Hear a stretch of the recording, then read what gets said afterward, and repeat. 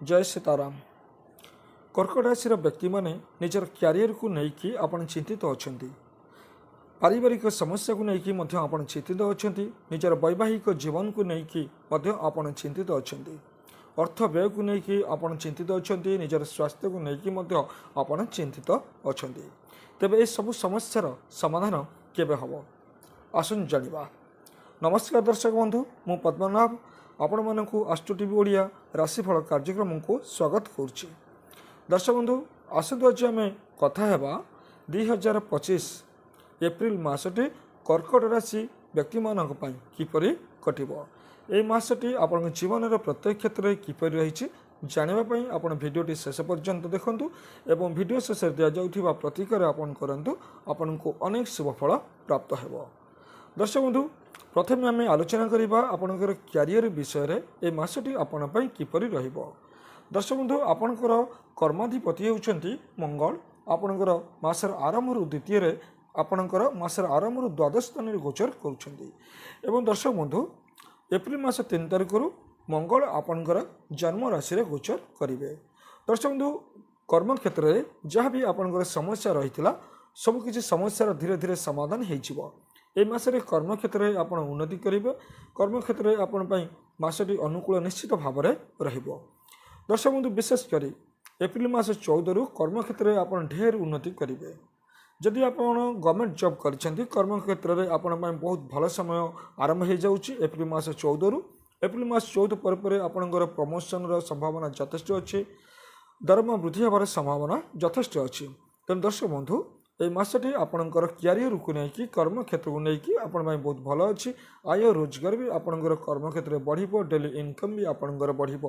कर्म क्षेत्र में आप निश्चित भाव में मान सम्मान आपन को प्राप्ति हेबो। समस्तଙ୍କର साहाय्य आप निश्चित भाव में पाई परिबे। दर्शक बंधु, वाणिज्य व्यवसाय को लेकिन ए मासरे आपणकर परिवर्तन निश्चित भाव में आसीबो। आपणकर सप्तम स्थान को गुरु बृहस्पति दृष्टि रही एवं आपणकर सप्तम स्थान अधिपति शनिदेव अष्टम स्थान परित्याग करी एवं नवम स्थान में एप्रिल मासरे आपणकर नवम स्थान में गोचर करेंगे। तेणु आपणकर वाणिज्य व्यवसाय वृद्धि निश्चित भाव में हम। आय रोजगार वृद्धि संभावना यथेष्ट भाव में आपण रही। दर्शक बंधु, आपणकर आर्थिक स्थिति जदि देखा ए मासरे आपणकर आर्थिक स्थिति निश्चित भाव में भल रहिबो। आपणकर एकादश स्थान में देवगुरु बृहस्पति विराजमान अच्छा। तेणु जेहेतु देवगुरु बृहस्पति आपणकर एकादश स्थान में गोचर करुछंती, शनिदेवकर एकादश स्थान को दृष्टि रही आपणकर आय रोजगार बढ़िबार संभावना यथेष्ट भाव में आपण रही। आपणकर कर्म स्थान जेकोसी कार्य भी आपण करुछंती, वाणिज्य व्यवसाय प्रत्येक क्षेत्र में आपणकर लाभ आय एसबू बढ़िबार संभावना यथेष्ट अच्छी। धन प्राप्तिर योग आपण रही। दर्शक बंधु, आपणकर आर्थिक स्थिति जदि आम देखा आर्थिक स्थिति ए मासरे आपण अनुकूल रहिबो। कारण एकादश स्थान होची आपणकर आयर स्थान, आपणकर लाभर स्थान। एकादश स्थान रे आपणकर गुरु बृहस्पति विराजमान अछंती। तेणु गुरु बृहस्पति आपण को आय रोजगार ए सब किछि देबे। धन संपद प्राप्तिर योग आपण रही। एवं दर्शक बंधु, आपणकर धन स्थान होची धन भावर स्वामी होचंती रवि। एई मासरे एप्रिल मास 14 रु आपणकर कर्मस्थान में आपणकर दशम स्थान में निजर उच्च राशि गोचर करेंगे, जहाँफल कि आपण को धन वृद्धि योग आपण को रही, धन प्राप्तिर योग रही। दर्शक बंधु, फाइनेंशियल कंडीशन ए मासरे आपण निश्चित भाव में उन्नति करिबो। आपण सफलता निश्चित भाव में आनीदेव। अर्थ रोजगार आय पंथा ए सब किछि आपणकर निश्चित भाव में भल रहिबार संभावना यथेष्ट रही। दर्शक बंधु, आपणकर पारिवारिक जीवन विषय एवं आलोचना करिबा।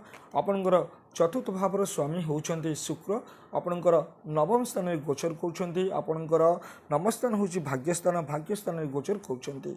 एवं दर्शक बंधु, आपणकर द्वितीय भावर स्वामी कुटुंब भावर स्वामी होउछंती रवि, जे कि एप्रिल 14 रु आपणकर दशम स्थान में गोचर करेंगे। आप निजर उच्च राशि गोचर करेंगे।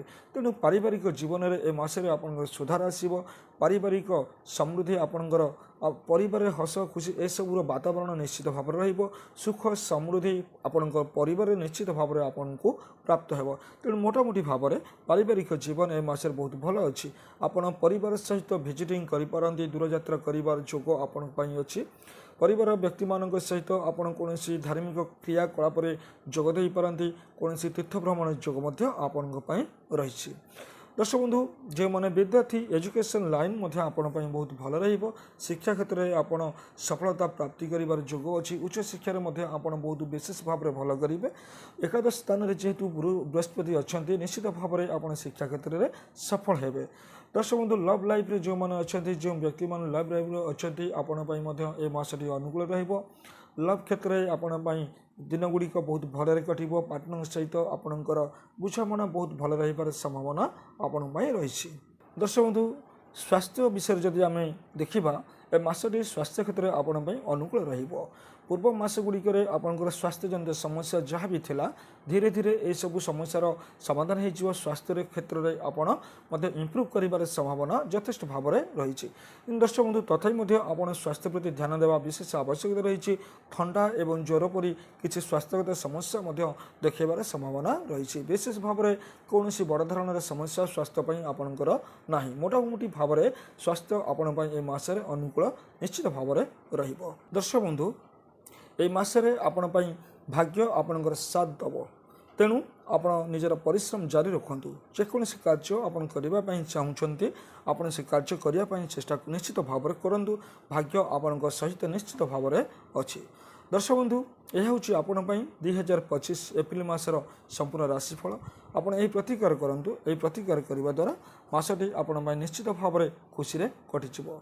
दर्शक बंधु आपण प्रत्येक दिन भगवान शिवंकर मंत्र जप करूँ एवं यह सहित आपण शनिदेवंकर आराधना करूँ। शनिंकर मंत्र आपण जप करूँ एवं पक्षी मानू किसी दाना खाइबा दिंतु। दर्शक बंधु यही प्रतिकार आपण करूँ। देखिए सारा मासटी आपण खुशी निश्चित भाव में कटिज। दर्शक बंधु आज तो समय होगला। आज कार्यक्रम को ये रखा पुणी कथा परवर्ती समय। जय जगन्नाथ नमस्कार।